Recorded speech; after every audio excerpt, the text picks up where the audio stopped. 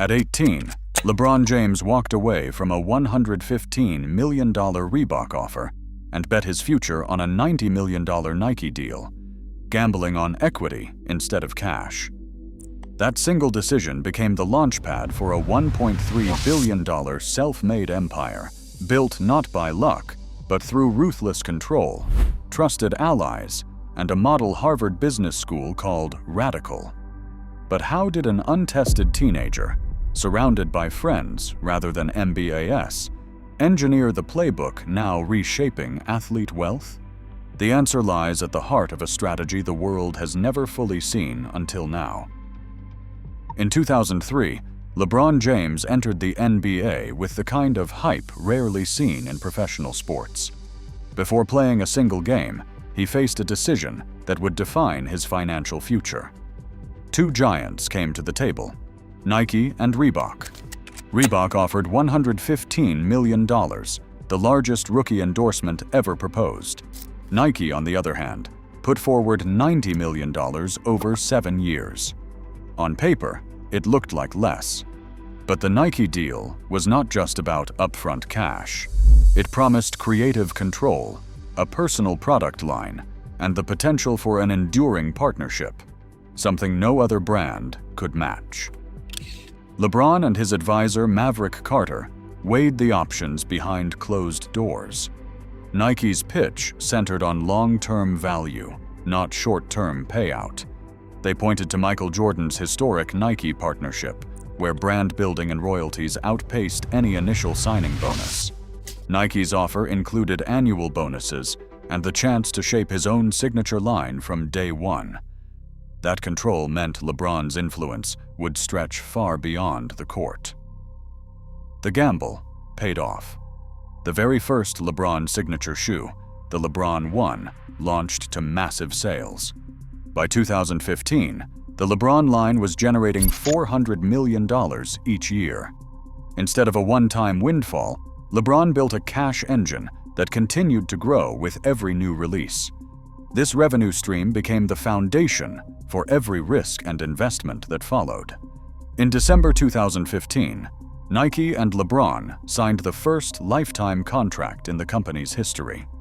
The deal's full terms remain private, but business partner Maverick Carter confirmed its value would ultimately exceed $1 billion. Annual payouts after 2015 reached an estimated $40 to $60 million, with royalties and bonuses tied to performance and sales. The agreement goes beyond LeBron's playing days, ensuring income for decades and likely for his heirs. LeBron's choice to take less money up front in exchange for creative control and long-term partnership set a new standard for athlete deals.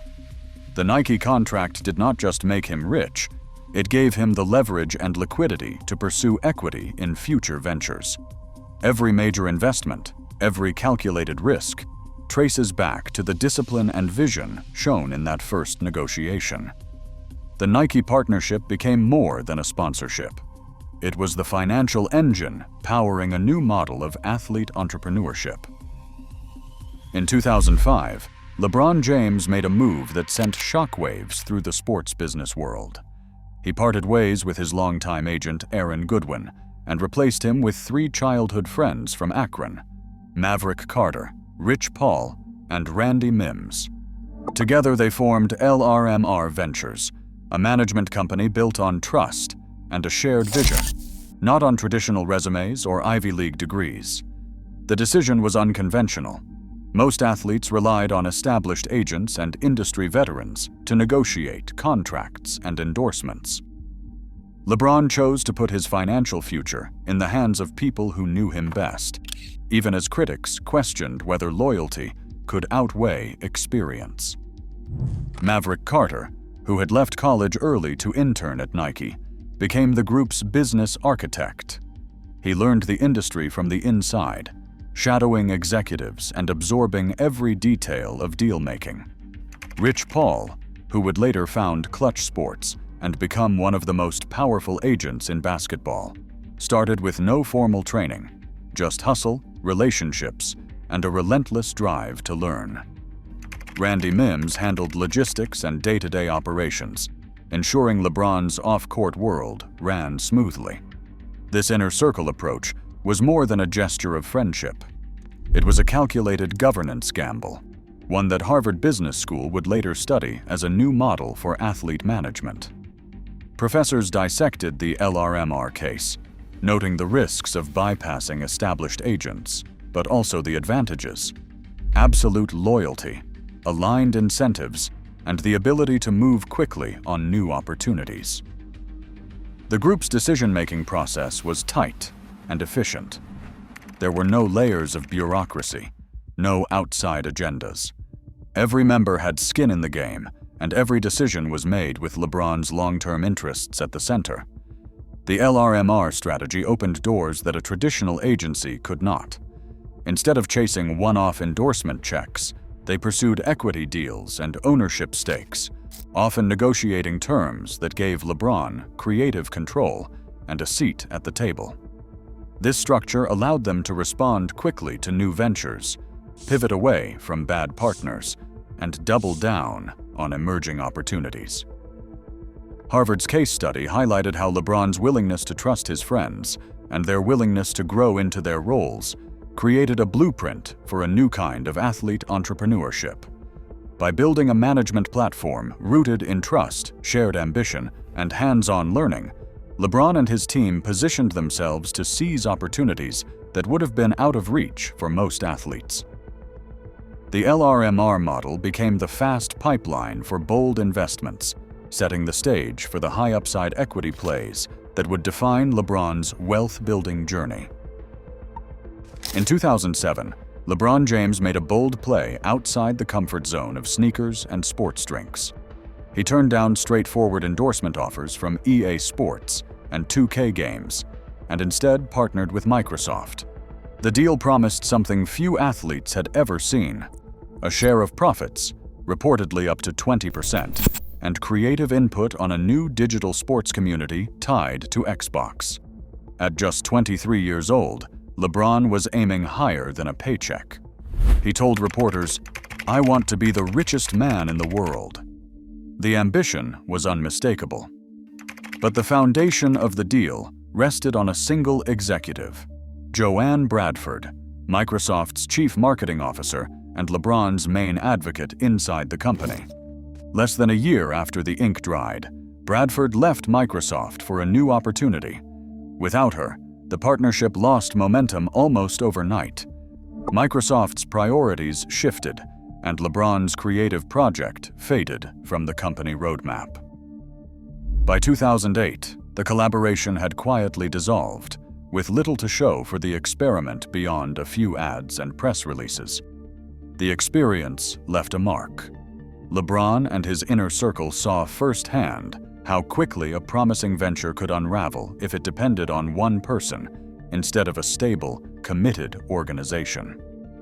The lesson was clear: equity means nothing if the partner is not built to last. From this point forward, every deal would be vetted not just for upside, but for the staying power of the company behind it. The Microsoft setback became a filter, shaping how LeBron approached risk, opportunity, and the very definition of a good partner. In 2012, LeBron James invested less than $1 million in a little-known fast casual startup called Blaze Pizza. It was a quiet move, far from the spotlight of his Nike deal or the drama of the Microsoft setback. The investment did not come with a flashy campaign or a guaranteed payout.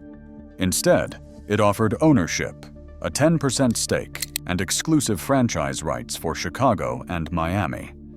LeBron did not just write a check. He rolled up his sleeves, showing up in stores under the name Ron, working the counter and making pizzas for customers.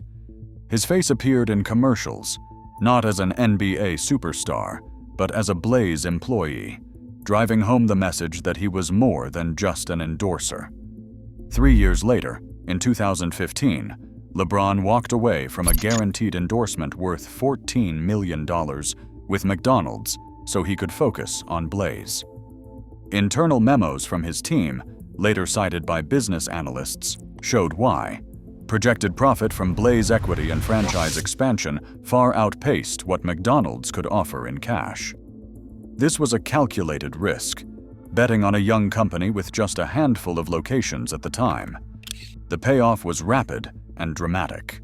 By 2017, Blaze Pizza had grown to 200 locations, becoming the fastest-growing restaurant chain in North American history. The company valuation rose to $250 million. LeBron's original stake, once worth less than $1 million, was then valued between $25 million and $40 million, depending on how franchise earnings and endorsements were counted. The investment model was clear. Take a small early position, add hands on celebrity power, and watch the multiplier effect. By 2024, Blaze continued to expand, with new stores opening across the Midwest and beyond. LeBron's Blaze playbook became a case study for athletes and entrepreneurs. Choose equity, build the brand from the inside, and turn down short-term cash for long-term upside. The numbers told the story. Less than $1 million in, $40 million out in 5 years, and a blueprint that could be replicated far beyond pizza.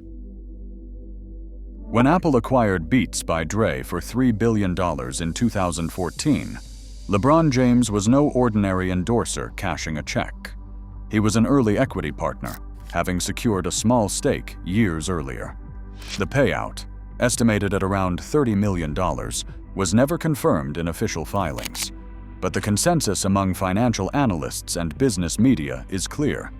LeBron's share was one of the most lucrative celebrity windfalls in consumer tech history. His involvement went beyond a signature or a commercial. LeBron used his platform to make Beats a household name, famously gifting headphones to the entire 2008 U.S. Olympic basketball team and wearing them courtside, turning product placement into a cultural moment. That influence helped drive the brand's explosive growth and made it a target for Apple's acquisition strategy. The Beats exit was not just a payday.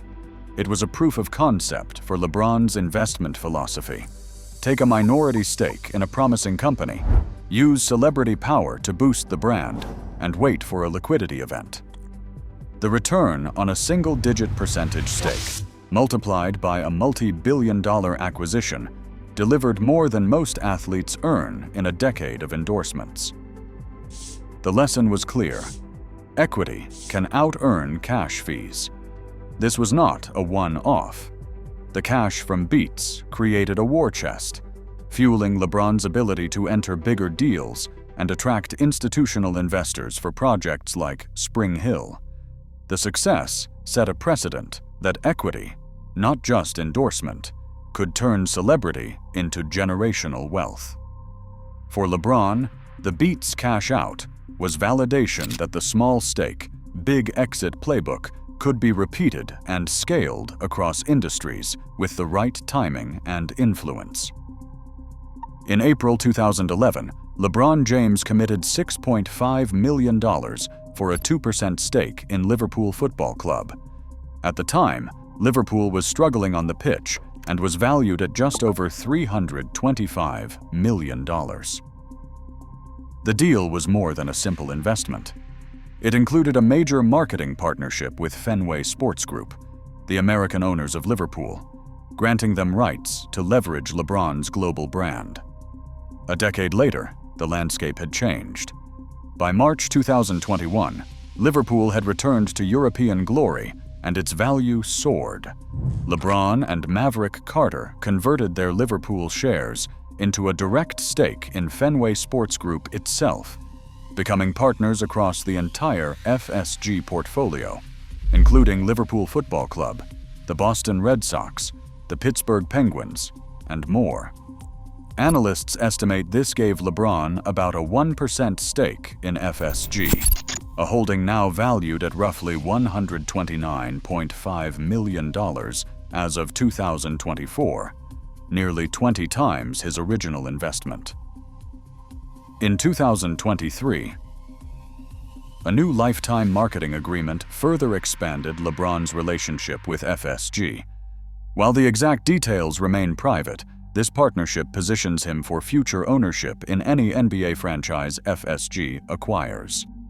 The move transforms LeBron from celebrity endorser to institutional sports owner, giving him influence that stretches from European soccer to American baseball, hockey, and potentially basketball. The Liverpool to FSG play is not just about financial returns. It is about scale, access, and a seat at the table with the most powerful names in global sports. SpringHill Company stands as the most ambitious piece of LeBron James's business portfolio, a media powerhouse valued at $725 million, despite never posting a profit. In 2020, LeBron and Maverick Carter merged three ventures: the Robot Company, Uninterrupted, and SpringHill Entertainment, then raised $100 million from institutional investors. In 2021, Redbird Capital Partners acquired nearly half the company, cementing its status as a major player in sports and entertainment. Carter, now SpringHill's chief executive, steers a company that produces Emmy-winning shows like the HBO show The Shop and blockbuster films such as Space Jam: A New Legacy, which grossed $163 million worldwide. SpringHill's content library and partnership roster run deep, with deals spanning Nike, Epic Games, and Fenway Sports Group. But the numbers tell a complicated story. In 2023, SpringHill generated $104 million in revenue, but lost $28 million. For traditional investors, this would be a red flag. Yet the company valuation remains high, driven by intellectual property, global partnerships, and the promise of future influence.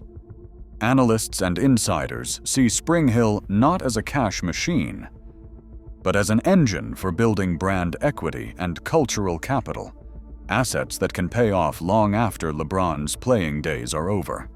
The willingness to accept red ink today is a calculated bet on tomorrow's leverage, showing how LeBron's team tolerates short-term losses in pursuit of outsized long-term returns. Lobos 1707 began as a collaboration between athletes and celebrities, with LeBron as a driving force. By 2025, the brand captured the spirits industry's attention when Diageo acquired a majority stake, even relinquishing its rights to Ciroc vodka to secure the deal. While financial details remain private, industry comparisons to Diageo's purchase of Casamigos for $700 million suggest a substantial payout for LeBron and his partners. Ladder, the sports nutrition company co-founded in 2018, followed a similar path. With revenue hitting $4 million in its second year, Ladder was acquired by OpenFit in 2020. The terms were undisclosed, but the sale marked another successful exit in LeBron's expanding portfolio. In 2022, LeBron and LRMR Ventures invested 30 million euros in Canyon bicycles, aiming to introduce the German brand to the US market. The investment reflected both personal passion and strategic vision. Real estate remained a steady pillar. Early investments in Akron kept ties to home, while high-profile Los Angeles and Beverly Hills properties added prestige. Not every move succeeded. The Miami mansion, bought in 2011 and sold in 2015, resulted in a multi-million-dollar loss. Still, his real estate holdings now total around $100 million.